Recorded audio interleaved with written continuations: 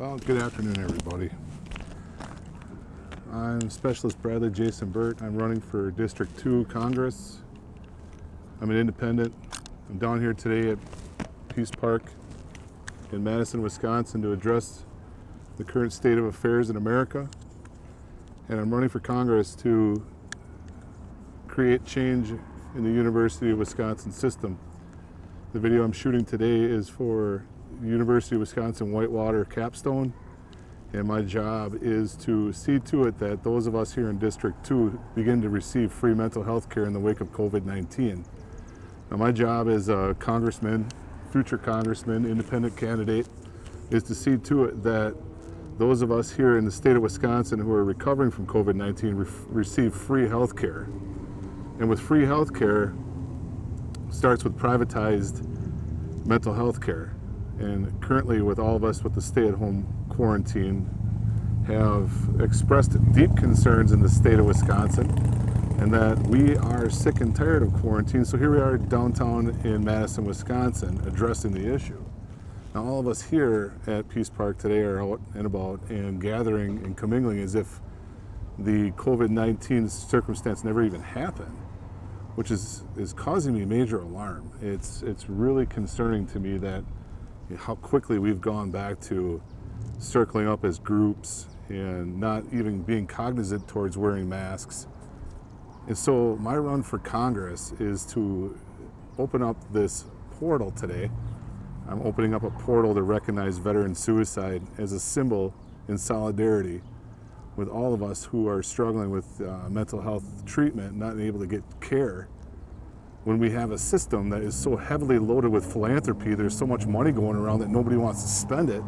So let's start breaking out our checkbooks and let's start writing checks to UW Health, seeing to it that the current state of America receives its free health care. Now, what I'm proposing to Congress is to present to them a prototype model that allows for anyone in the University of Wisconsin system to receive up to 14 weeks similar care to those of us who are veterans at the Madison VA who receive outpatient treatment.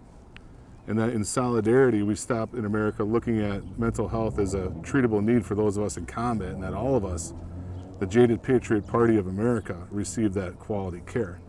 So today I sit down before you, frank and concerned at this chess table, wondering how we're going to move forward with COVID-19 and how we're going to continue to treat mental health care in America. Now, downtown we have an issue with, sometimes we have issues with homelessness in the winter.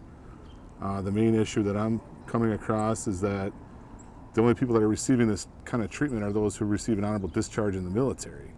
Well, mental health is mental health, and trauma is trauma. And anyone who is afflicted by trauma should be receiving quality care. Now, I've reached out to Congressman Pocan for over the last 40 months, and he does not return my calls. So Congressman Pocan, I need to address to you the most important part of this, and that is, what are you doing for the state of Wisconsin in your district to approach the upcoming recall of the stay-at-home order? Are you not paying attention? Are you not on the job? At this stage in the game, where I see us in the state of Wisconsin as we focus so heavily on vets and seeing to it that they receive their treatment, but isn't post-traumatic stress disorder common amongst all cultures?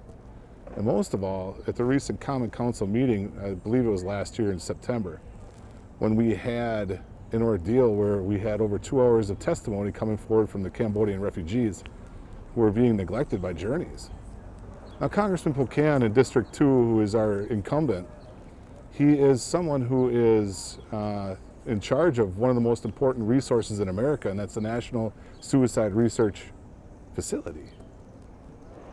His students at UW-Madison at the end of State Street, his constituents at the Capitol who are on the north side of State Street, and between State Street and UW-Madison and the Capitol, not one single person in that philanthropy is coming up with any solutions. So today is May 16th, roughly 4 o'clock in the afternoon, downtown on State Street, after the recall of the stay-at-home extension by Governor Evers was ordered upon the state of Wisconsin. Everyone's down here right now just hanging out.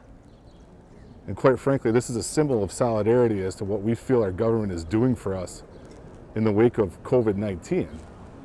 It seems as though if you look around you that nobody in this capacity, in this public space, has seen any sort of aftershock. It's just like, well, we just go back to normal again, and I don't see it happening.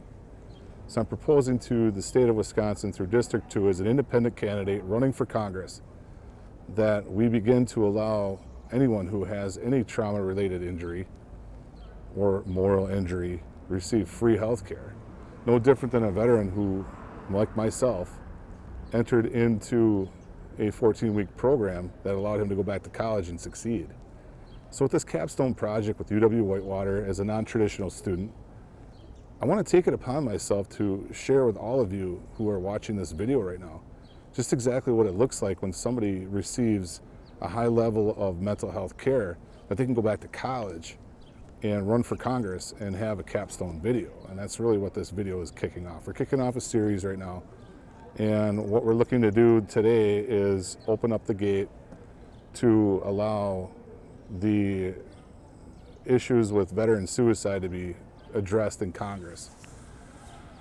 Right now we currently have H.R. 2340 on the floor with the Senate. It's just kind of being filibustered right now. And what I'm looking to do is to try to get this over to Prevents at the White House and have the President of the United States fast track this. If we can get high quality amounts of mental health care in the state of Wisconsin, starting in Madison, through UW-Madison, through UW-Whitewater, through Madison College, through all the facilities that I've attended, and we allow everyone who has experienced this COVID-19 stay-at-home culture shock, aftershock, at least 14 weeks of quality care, I think America can afford that. But I think that the philanthropies should be paying the bill, because for years and decades and centuries you've been avoiding taxes and neglecting your people.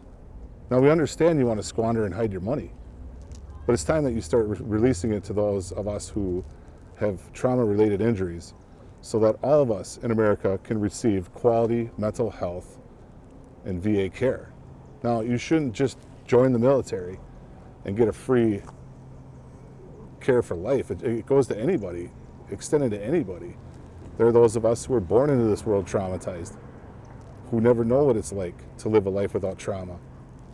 And so as your District 2 independent congressman, I plan to move forward with allowing for the VA corporations at their maximum capacity to make decisions on behalf of us as to how much we deserve. But for the most part, no philanthropy should be withdrawing its money from those who are in desperate need of health. So as we move forward into November, and as I run as the District 2 independent congressman, I certainly hope to seek at least one vote. My goal is to get just one vote in the upcoming election in solidarity with free mental health care. That's really what I want here. I want free mental health care for all. Privatized or not, it doesn't matter. Just let's free up that philanthropy money, let's get it out there, and let's start helping those who are in the wake of COVID-19 get the health care that they require. Otherwise, we as a nation in America are going to end up moving further and further into the area of becoming extinct. And I certainly believe that. And I certainly hope that I can count on all of you for your pledge, for your vote, but most of all, for your support on November. Thank you and have a great day.